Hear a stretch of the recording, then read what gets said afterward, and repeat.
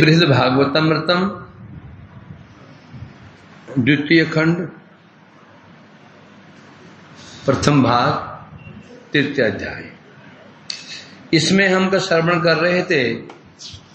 स्वयं महादेव जी ये बता रहे हैं कि वैकुंठ लोग अति दुर्लभ है, परंतु तुम्हारे लिए सुलभ है। किसे कह रहे हैं? गोकुमार से। कारण क्या क्या गिनाए थे? एक तो तुम्हारा जन्म गोवर्धन में है, गोपुत्र हो, गो बालक हो। दूसरा मथुरेश के भक्त हो। तीसरा मथुरेश के जो प्रिय विप्र के शिष्य हो। चौथा उनसे मंत्र मिला है। और सबसे बड़ी बात क्या? तन मंत्र परो अनुरक्त। तन मंत्र, उनका जो मंत्र है, गोपाल जी का जो गोपाल मंत्र है, उनके प्रति मंत्र पर हो, मंत्र परायण हो और अनुरक्त हो। मंत्र परायण क्या होता है? मंत्र परायण अर्थात मंत्र ही जिनका एकमात्र आश्रय है, इसको छोड़कर कहीं उनकी रतिमति नहीं है। और विशेष रूप से अनुरक्त किनके प्रति?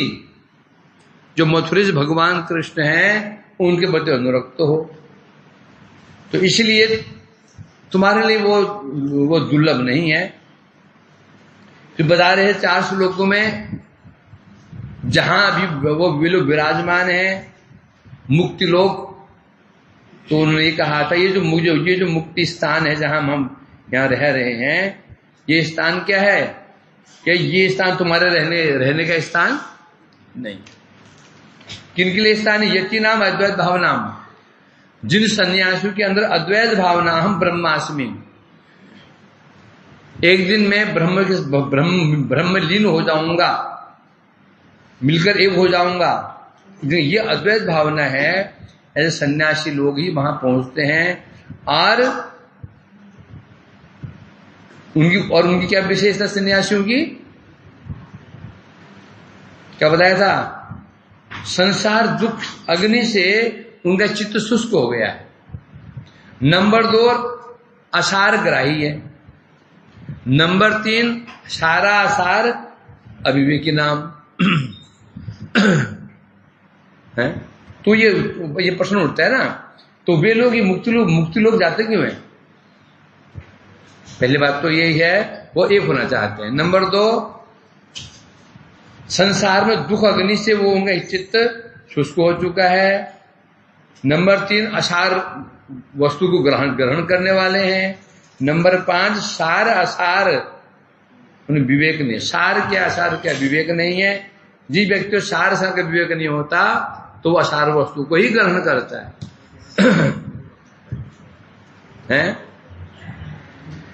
और विशेष बात क्या बताया?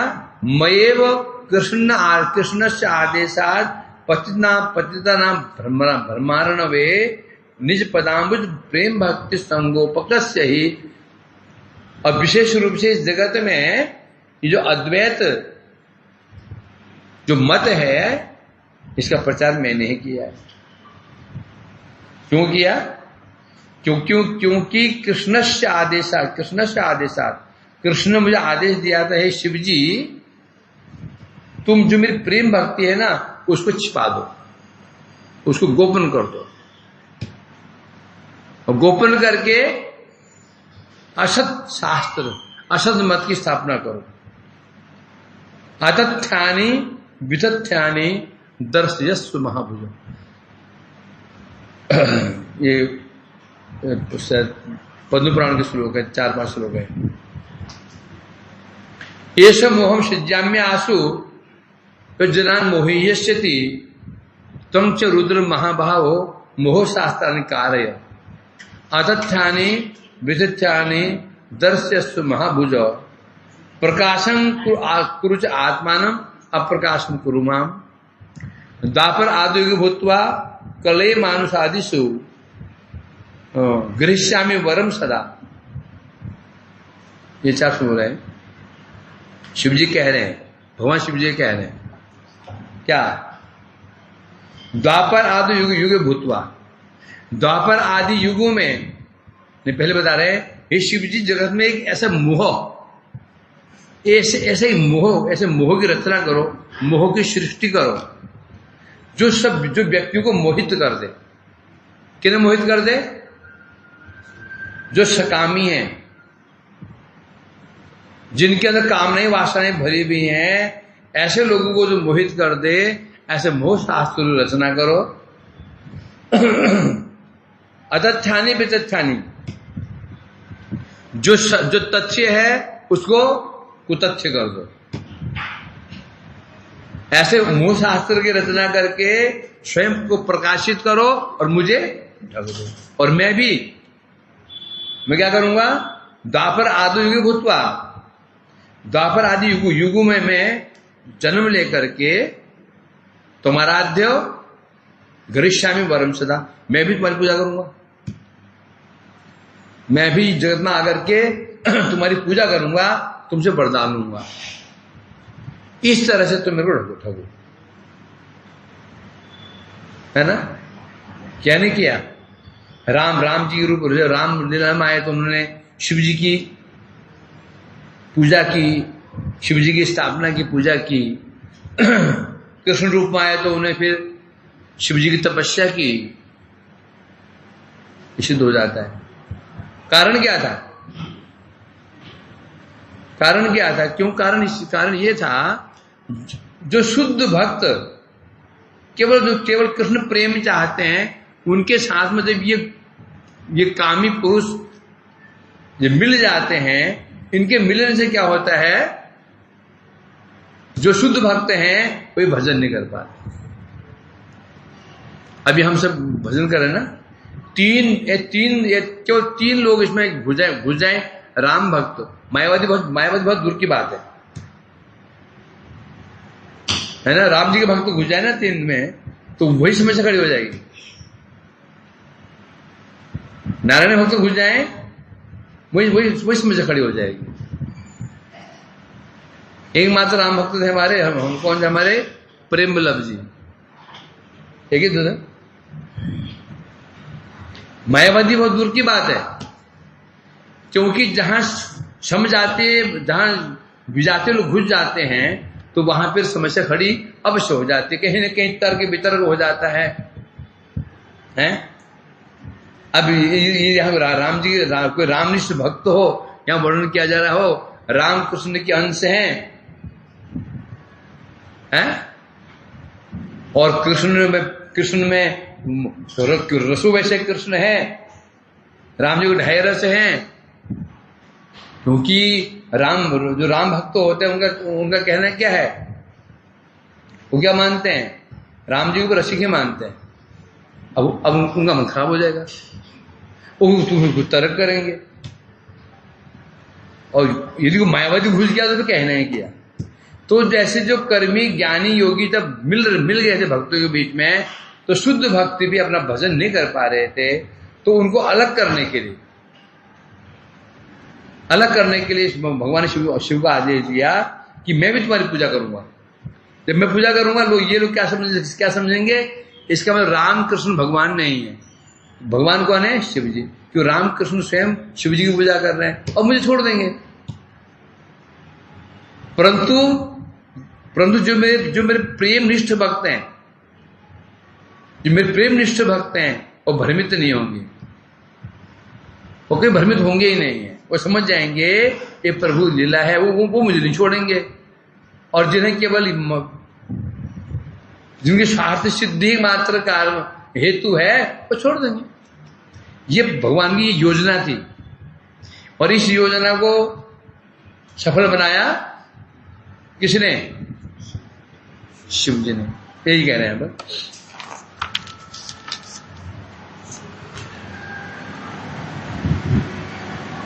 तो ये इसका शायद टीका चल रही थी ना? ये द्वार बंद कर दो बाहर का।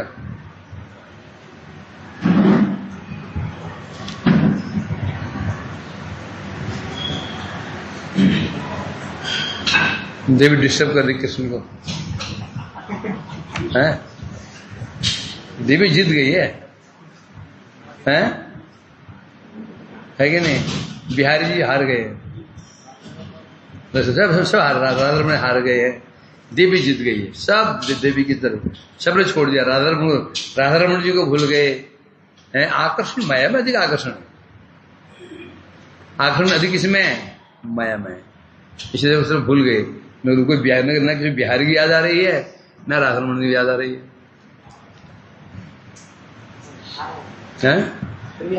वो इतने दुखी कहाँ भीड़ है, अब होगा पूरा खाली पड़ा हुआ है, पूरा खाली पड़ा हुआ है। पहले यहाँ जाने में 1 घंटा लग जाता है, 5 मिनट पहुंच जाते हैं सीधा। तो इसलिए टीका में कह रहे हैं अतएव, हाँ अन्नो कहा था उन्होंने श्लोक में, क्या कहा था? भगवत भजन आनंद रसेक अपेक्षकैर्जनै उपेक्षितम इदम विद्धि पदम विघ्न समम तज। हे गोप कुमार, जो भगवत भजन आनंद रस के रसिक हैं, जिनकी एक ही अपेक्षा है, क्या अपेक्षा है? भजन आनंद रस, भजन करने से भगवान की सेवा आनंद रस ही जिनका एकमात्र उद्देश्य है, तो ऐसे जो लोग होते हैं उपेक्षितम इदम, इदम मने ये जो मुक्ति है, शायद जो मोक्ष है, ये मुक्ति लोग की उपेक्षा कर देते हैं। अतः क्यों करते हैं? विद्धि विघ्न समम, वो समझ जाते हैं ये जो मोक्ष, शायद जो मोक्ष है, यह मुक्ति लोक है। क्या? भगवान के जो भजन आनंद है, उसको उसके आस्वादन में ये मुक्ति क्या है? विघ्न के समान है। अतः त्यजो, तुम भी इसका परित्याग कर दो। अब टीका पढ़ते हैं, टीका में क्या कहते हैं? अतएव तुम्हारा मुक्ति पद में रहना उचित नहीं है। शिव जी कह रहे हैं गोप कुमार जी को, ये जो मुक्ति पद है, मुक्ति स्थान, मुक्ति लोक है, तुम्हारा यहाँ रहना उचित नहीं है। क्यों उचित नहीं है? 4 श्लोकों बता रही हैं। कारण है, जो मुक्ति 4 मुक्तियों में जो शायुज्य मोक्ष है, शायुज्य या निर्वाण, शायुज्य या निर्वाण कैवल्य, 3 नाम है। शायुज्य, निर्वाण, कैवल्य, तीनों का एक ही भाव है। शायुज्य मने एक, कैवल्य मने एक, निर्वाण मने एक है। कैसे निर्वाण मने? अर्थात पृथक सत्ता का विनाश, निवारण, एक वस्तु। ये कहते हैं ये मुक्ति पद है, तो तुम्हें इसको त्यागना चाहिए। हाँ, जिनका चित्त अद्वैत भावना से विभावित है, जिन व्यक्तियों के हृदय में क्या भावना है? अद्वैत भावना, मैं ब्रह्म के साथ मिलकर एक हो जाऊंगा, मैं ब्रह्म बन जाऊंगा, और मोक्ष सुख चाहिए, उन व्यक्तियों के लिए तो ये स्थान ठीक है। उन ऐसी यतियों को, सन्यासियों को ही, यति शब्द है ये, क्या विशेषता है? भक्ति मार्ग में सिद्धि किसी को भी हो जाएगी, ग्रह यानी कि सन्यासी को ही होगी। जो हमारा लक्ष्य, जो प्रेम है, जो मंजरी भाव जो भी है, ये किसी भी अवस्था में प्राप्त हो सकता है। गृहस्थों को भी हो सकता है, त्यागी भी को हो सकता है, ब्रह्मचारी को भी हो सकता है, सबको हो सकता है। यह न समझे कि संन्यास लेना जरूरी है, संन्यास लेना ही होगा, ऐसे कोई बात नहीं। किसी भी आश्रम में रह करके ये साध्य, हमारा साध्य कृष्ण प्रेम प्राप्त होगा। परंतु ज्ञान मार्ग में जो साध्य है, साध्य क्या है? शायुज्य मोक्ष। ये शायुज्य मोक्ष केवल संन्यास की अवस्था में ही मिलेगा। ज्ञान मार्गी उन्हें संन्यास लेना ही होगा, संन्यास में उनको आना ही होगा, तभी उनको मोक्ष प्राप्त होगा। यह अंतर है। समझा? भक्ति जो साध्य है ये सबके लिए है। गृही हो, वानप्रस्थी हो, ब्रह्मचारी हो, सन्यासी हो, कोई क्यों नहीं हो, जिसके हृदय में भक्ति है उसको प्रेम प्राप्त हो जाएगा। मतलब भगवान की भक्ति किसी आश्रम, किसी वर्ण, जाति, कुल की अपेक्षा नहीं रखती। क्यों नहीं रखती? भक्ति स्वप्रकाश वस्तु है, स्वतंत्र है, परंतु मुक्ति स्वतंत्र नहीं है। भुक्ति मुक्ति सिद्धि स्वतंत्र नहीं है। ये भुक्ति मुक्ति सिद्धि साधन के साधन परतंत्र है। क्या है? साधन परतंत्र, साधन के अधीन है। तो इसे कह रहे हैं ये जो मुक्ति लोक है ये किनका स्थान है? यतियों, जो यति लोग है उनका स्थान है। यति मतलब कौन यति? यहां पर निर्विशेष ब्रह्मवादी, उनको यति कहते हैं। असल बात, जो सन्यासी, जो वैष्णव है ना, वैष्णवों के लिए सन्यासी शब्द का उपयोग होता ही नहीं है। वैष्णव का एक ही उपाधि है और वह है वैष्णव। वैष्णव के लिए ना तो कोई गृहस्थ शब्द का उपयोग होता है, न ब्रह्मचारी शब्द का उपयोग होता है, न वानप्रस्थ का उपयोग होता है और न सन्यासी का, केवल वैष्णव। रूप गोस्वामी वैष्णव थे, धर्म भट्टाचार्य वैष्णव थे, शिवराज पंडित जी वैष्णव थे, माधवपुरीपा जी वैष्णव थे। क्या परिचय उनका? वैष्णव थे। तो भक्ति मार्ग में ये उपाधियां नहीं, इसमें केवल एक ही पद होता है, वो वैष्णव बस। तो इसलिए वैष्णव मार्ग के सन्यासी को सन्यासी केवल उपचारार्थ व्यवहार के लिए बोल देते हैं, वास्तव में वैष्णव हो। तो सन्यासी कहने से किसे ले जाता है? अद्वैतवादी जो होते हैं उनको सन्यासी कहते हैं, यति उनको कहते हैं।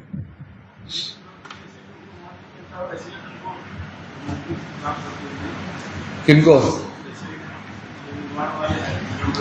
ब्रह्मवादी।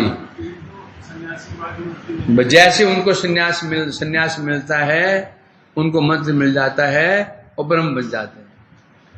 उनकी भावना क्या है? हम ब्रह्म बन गए, बस। अब साधन की कोई जरूरत नहीं है।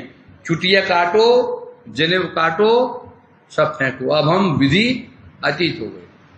उनकी भावना है ये। हाँ, क्योंकि ब्रह्मचारी अवस्था में साधक है वो। ब्रह्मचारी अवस्था साधक है, साधक, ब्रह्म नहीं है वो। जब संन्यास ले लेते हैं अब वो ब्रह्म बन जाते हैं। फिर उन साधन की आवश्यकता।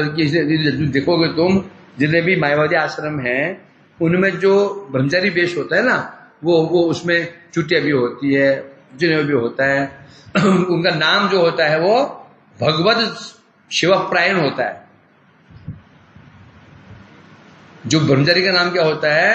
वो भगवान की दास के रूप में होता है। और सन्यास का नाम होता है फिर सीधे ऊपर नाम,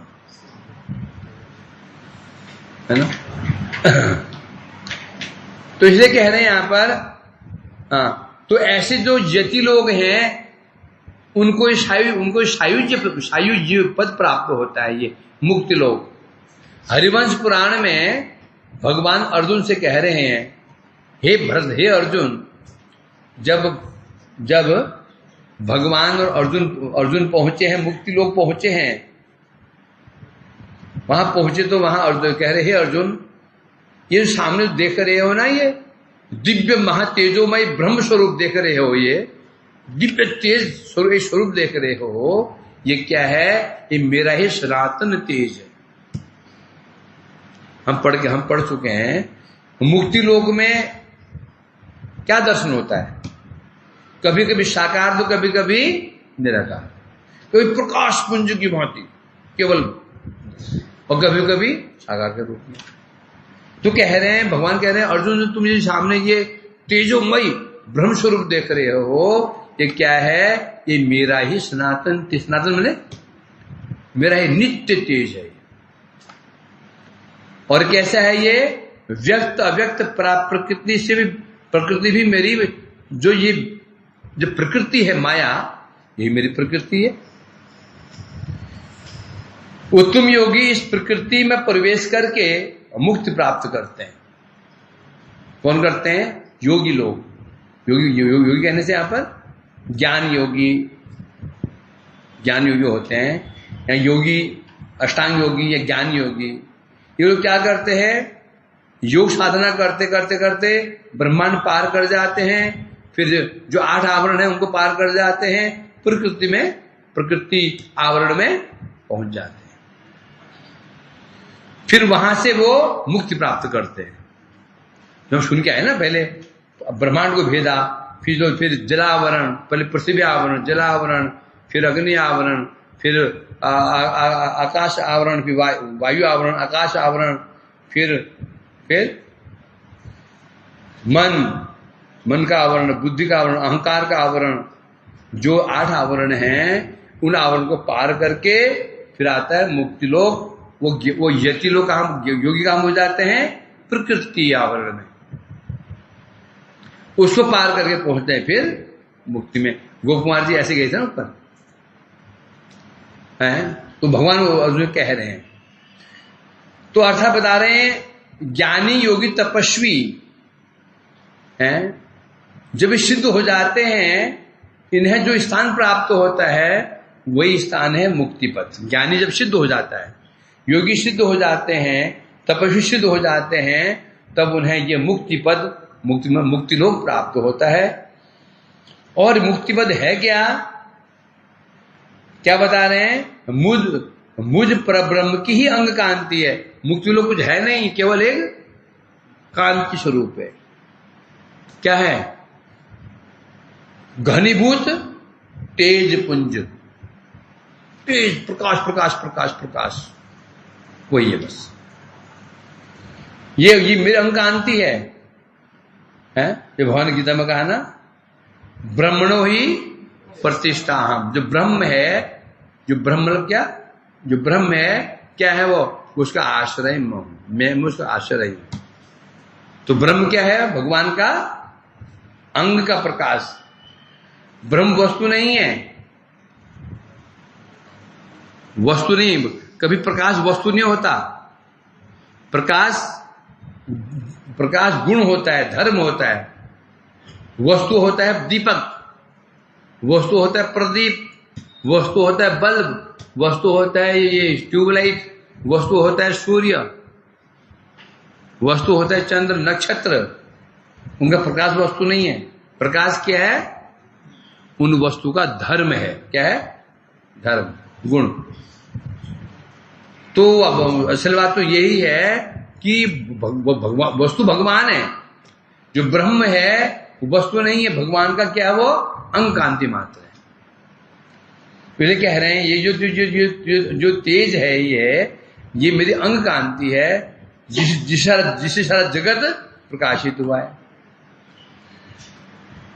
अब यदि भी कोई ऐसा कहते हैं, जब भगवान अर्जुन के साथ लेकर गए थे, ये ब्रह्मांड के बीच में एक कोई पर्वत है, लोकालोक पर्वत, भगवान वहां पहुंचे थे उसको लेकर के। परंतु उक्त वाक्य समझ कालांतर अभिप्राय से कहा गया है। लोक शब्द है लोक और अलोक, लोकालोक, लोकालोक से परे कहा गया ना।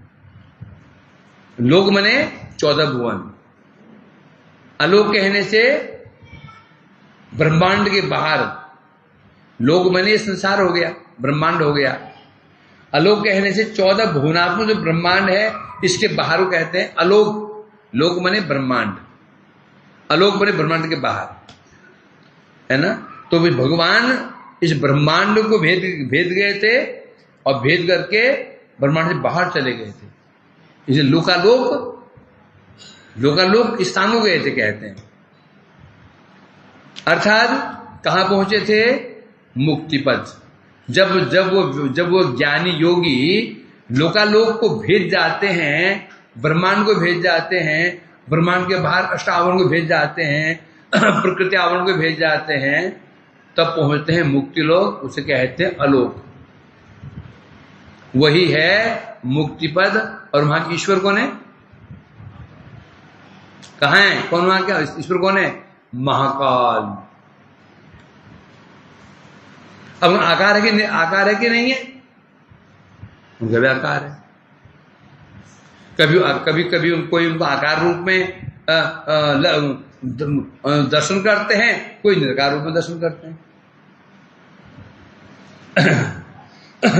अतएव ये जो मुक्ति है, जो मुक्ति पद है, ये मुक्ति पद किन के लिए उपयोगी है? सन्यासियों के ही योग्य है। कौन सन्यासी? जिनके अंदर अद्वैत भावना है, जो ब्रह्म के हम मिलकर एक हो जाना चाहते हैं, ऐसे सन्यासियों के लिए ही मुक्ति लोग उचित है, तुम्हारे लिए उचित नहीं है? अर्थात क्यों है? क्योंकि जिनके अंदर अद्वैत भावना है, अभेद भावना है, जिनमें सार असार वस्तु को ग्रहण करने का विवेक नहीं है, जो समझ ही नहीं पा रहे हैं सार क्या है, असार क्या है।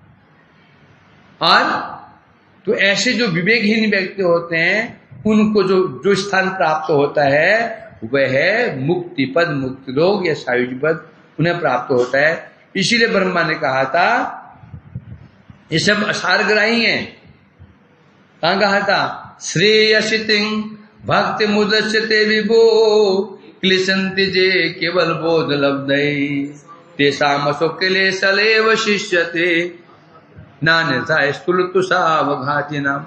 ब्रह्मा जी ने कहा ना ये सब असारग्राही है। क्यों? श्रेय श्रुति, श्रेय मने आत्मकल्याण, श्रुति मने मार्ग। आत्मकल्याण का जो मार्ग है भक्ति, आत्मकल्याण का मार्ग भक्ति है। उद्देश्य त्याग दिया जिन्होंने, आत्मकल्याण का जो मार्ग भक्ति है, एकमात्र आत्मकल्याण का एक ही मार्ग है, एक ही पथ है, वो पथ है भक्ति। एक ही पथ और एक ही पथ। क्या? एक ही साध्य वस्तु जीव का वह है कृष्ण प्रेम, और पथ भी एक ही है। क्या है? साधनम शुद्ध भक्तिम साध्यम तत्प्रीति, तत्प्रीति कृष्ण प्रेम ही साध्य है, साधन है। क्या? शुद्ध भक्ति साधन। तो कहे श्रेयसितिम, आत्मकल्याण का जो मार्ग भक्ति है, उद्देश्य जो परित्याग करके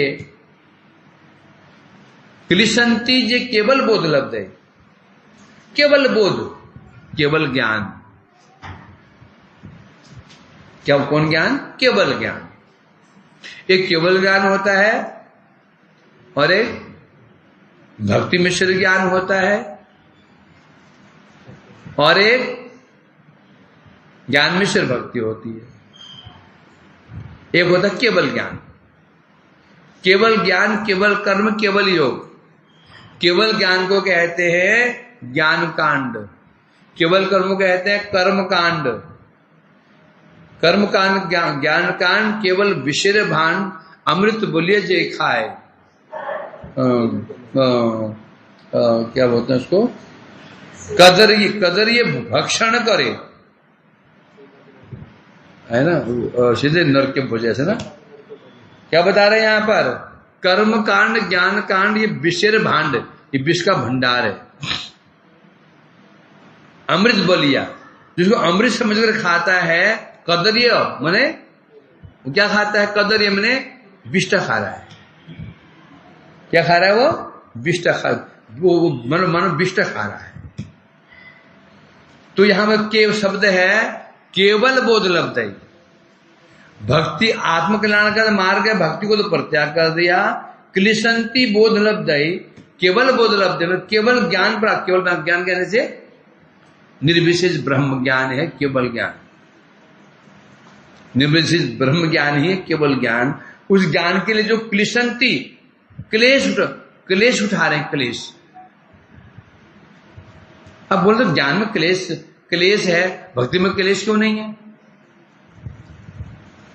क्योंकि जो वस्तु हमारी सहज वस्तु होती है उसमें क्लेश नहीं होता।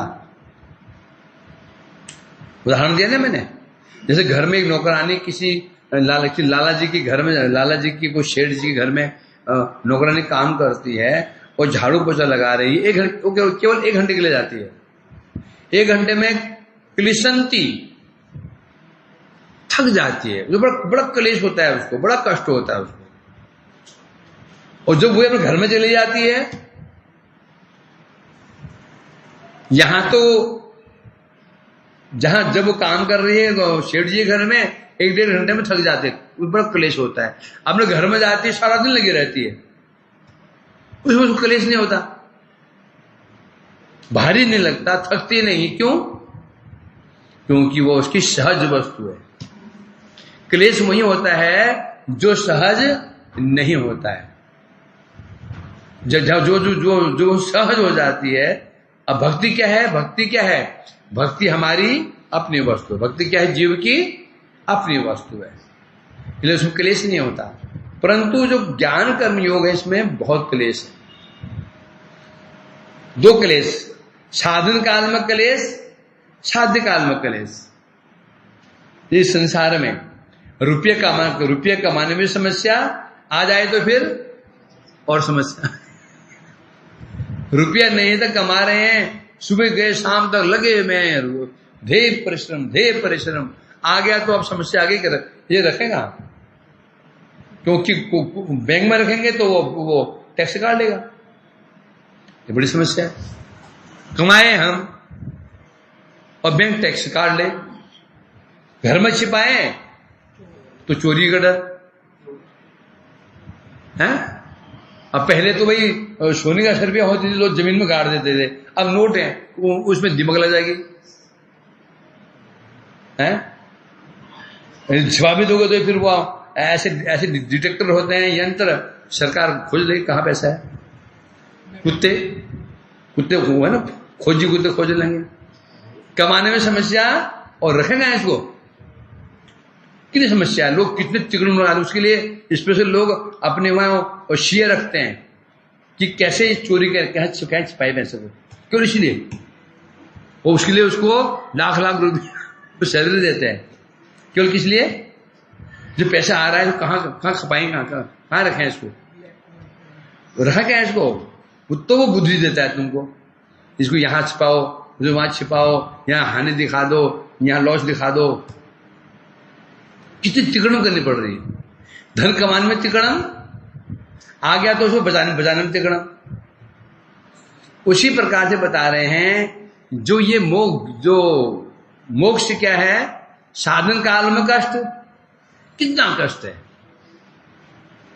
तेसाम अशोक कलेश शिष्यते,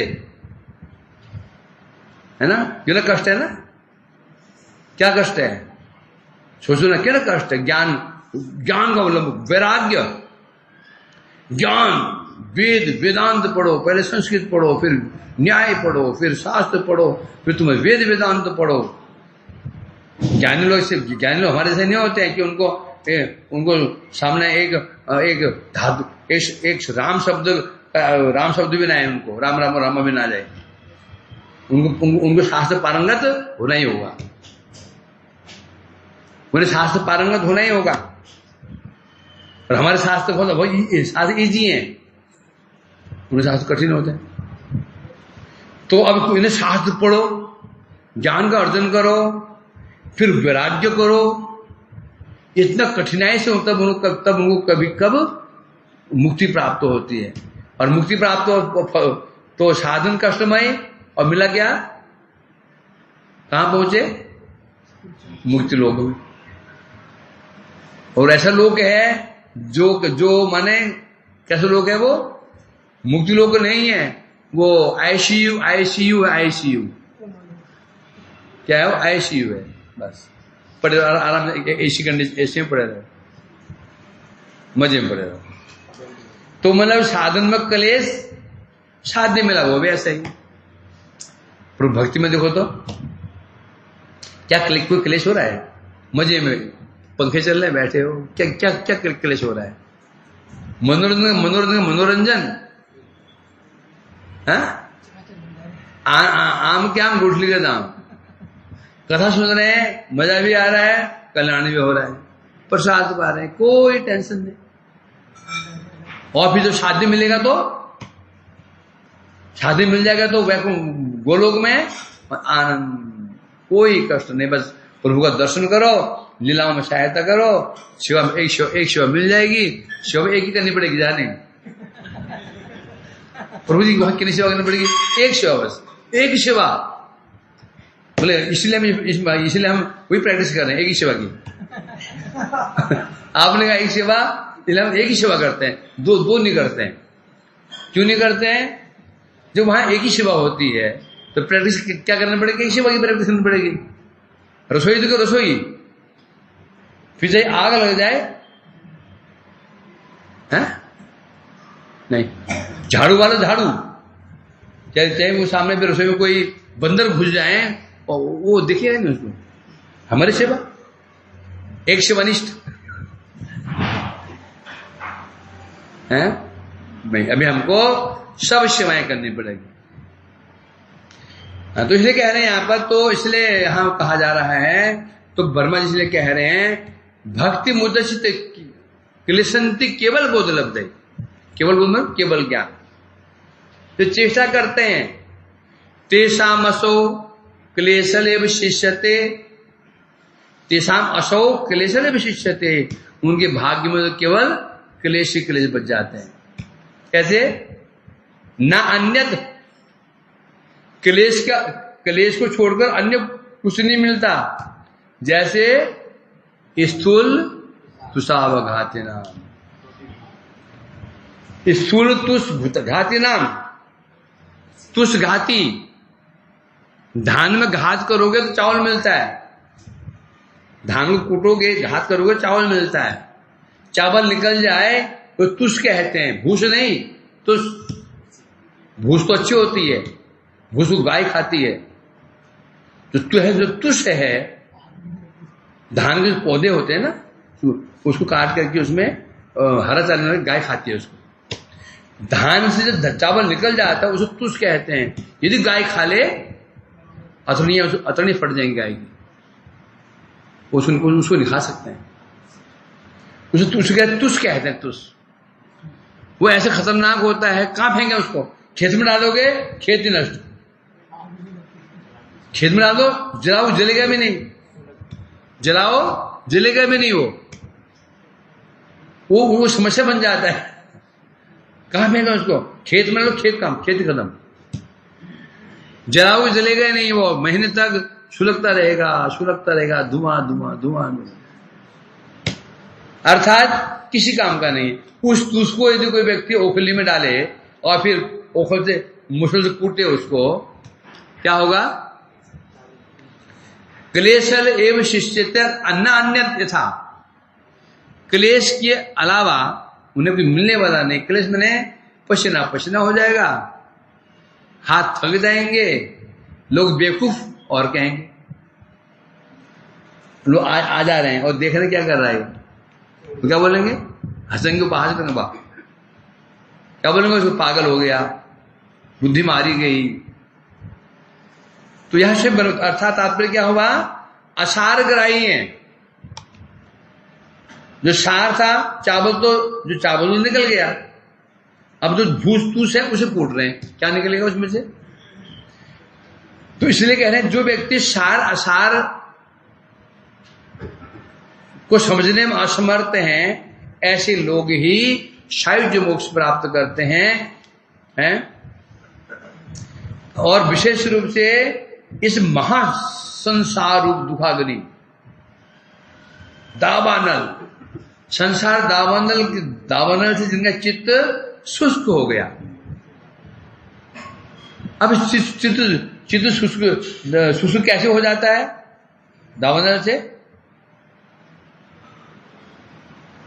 शुष्क, हमारे से शुष्क कैसे हो जाता है? बताओ। जिससे प्रेम किया वही धोखा दिया, जिससे प्रेम किया वही धोखा दिया। जो वस्तु हमने कष्ट से प्राप्त वही खो गई, या तो टूटी या फूटी या धोखा मिल गया, ये सहते सहते सहते हृदय का होता है, शुष्क हो जाता है। किसी पर उसका ममता रहती ही नहीं है, नेति नेति नेति नेति नेति करते करते करते नैति नैति नैति, अंत में अहमपि नैति। ये नहीं है, ये नहीं है, अंत बोलता है अहमपि नैति, मैं भी नहीं हूं, ऐसी उनकी स्थिति हो जाती।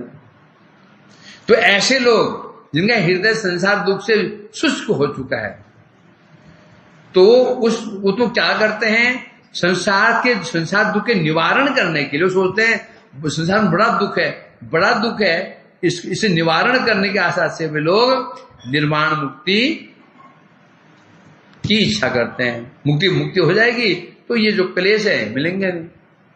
तो उन्हें ये मालूम नहीं है, ये मालूम यहां जो क्लेश कम है वहां क्लेश और अधिक खतरनाक है। यहां से मुक्ति होने चांस तो है, यहां तो कष्ट तो है ना, और वहां पर क्या है, सेंसलेस पोजीशन, बेहोशी है। इस प्रकार बता रहे हैं यहां पर, भगवान ने मुझे आदेश दिया, शिव जी कह रहे हैं, हे शिव मेरे चरण कमलों की प्रेम भक्ति को संगोपन कर दो, ढक दो। उनका आदेश पाकर के ही मैंने फिर क्या किया, जो व्यक्ति अद्वैत भावना में डूबे हुए, सबके लिए नहीं, जिनकी भावना अहम ब्रह्मास्मि, मैं ब्रह्मलीन हो जाऊंगा, मिलकर एक हो जाऊंगा, तो तब भगवान के शिव जी कह रहे, तब मैंने ऐसे लोगों को अद्वैत भावना की शिक्षा दे करके उनको और भी डुबो दिया। मैंने कहां डुबो दिया, भ्रम अर्णवे, भ्रम समुद्र में। ये भ्रम है कि नहीं है, मैं ब्रह्म मिलकर हो गया, ये क्या है, ये भ्रम है। ये भ्रम किसे कहते हैं, जो वस्तु है नहीं दिख रही है भ्रम कहते हैं। हम जब कोई जादूगर जादू देखते हैं, वो क्या होता है, भ्रम होता है? ये लड़कियों सामने खड़ा करता है, गिली करता है, वो लड़की भालू बन गई।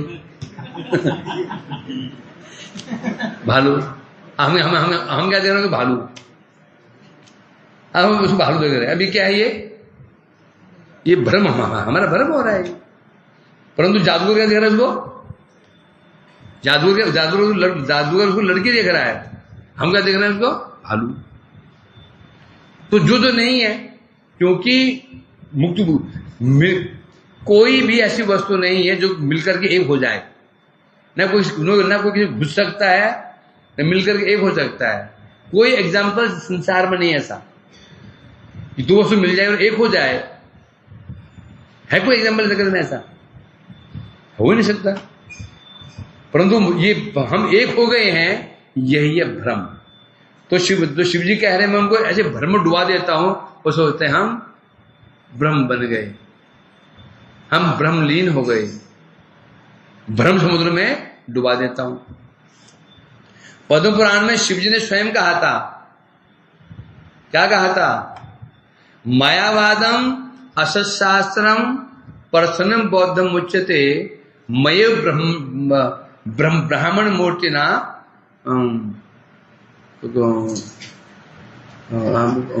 मया ब्राह्मण कैसे हुआ, परसन बौद्धम उच्यते मय ब्राह्मण मूर्तिना, कहा था ना, मायावादम असशास्त्र परसन बौद्धम उच्यते मया दो ब्रह्मण प्रोक्ता, भूल रहा हूं श्लोक में, मायावादम असशास्त्र बौद्धम उच्यते, उच्यते क्या लिखा हुआ है, क्या लिखा हुआ है, 10-14 के जस्ट नीचे श्लोक लिखा हो गया, टीका में लिखा हो गया।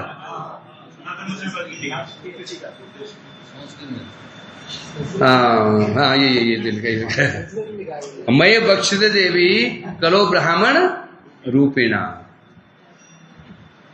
ठीक है। मायावादम असशासन प्रसन्न बौद्धम उच्यते मये विहितम, श्लोक में यहाँ बक्षित विहितम है, मये विहितम देवी कलो ब्राह्मण मूर्तिना, श्लोक हमने ऐसे अर्थ किया। तो इसमें कह रहे हैं मायावाद असत शास्त्र है, प्रछन्न बौद्धवाद है। पहले कौन आए? पहले बुद्ध, गौतम बुद्ध पहले आए हैं, शिवजी बाद में, शंकराचार्य बाद में आए हैं। पहले जगत में प्रचार था गौतम बुद्ध का शून्यवाद। पूरा भारतवर्ष बौद्ध मत में सब बौद्ध को प्रचार हो चुका था पूरे भारतवर्ष में। जितनी भगवान मूर्तियां थी, मूर्तियां खंडन करना शुरू कर दिया था। बौद्ध ने जो 3 मूर्तियां हैं, बलदेव, सुभद्रा और जगन्नाथ, उनको भी उनके नाम बदल देते। धर्म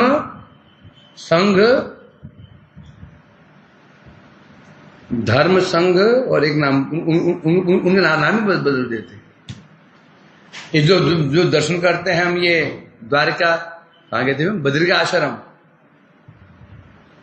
क्या उन्होंने उस मूर्ति को डाल दिया, कुएं में डाल दिया था बौद्धों ने। जितनी प्रसिद्ध मूर्तियां थी उनको कोई फेंक दिया था, उपेक्षा कर देती। बाद में शंकराचार्य ने उस मूर्ति को निकाला। किसको? बद्री का आश्रम है ना, वो ठाकुर जी जो है बद्रीनाथ को, कौन निकाला उसको? शंकराचार्य निकाला। जो वहां पर जो ये 3 जगन्नाथ, बलदेव, सुभद्रा है, इनका नाम बदल दिया था शंकराचार्य। फिर शंकराचार्य जी आए, सब बौद्धों परास्त किया, सब भाग गए यहाँ से। कोई नेपाल भागा, चाइना भागा, और कहाँ भागे? जापान भाग गए, सब थाईलैंड, सब बौद्ध वहां भाग गए। तो इसलिए कह रहे हैं अब यहां शिव जी क्या बोल रहे हैं? जो मैं प्रचार कर रहा हूं, जो मैंने प्रचार किया है, ये भी बौद्धवाद ही है, परंतु प्रछन्न बौद्ध, प्रथम ढका हुआ बौद्धवाद है। मतलब जो गौतम बुद्ध ने कहा, कौन बुद्ध? गौतम बुद्ध, ध्यान रखना पड़ेगा, भगवान बुद्ध नहीं, गौतम बुद्ध। भगवान बुद्ध भगवान के अवतार है, उन्होंने भक्ति का प्रचार किया है। गौतम बुद्ध जो हैं, उनका जन्म लगभग 1500 साल पहले, 1500-1600 आसपास हैं।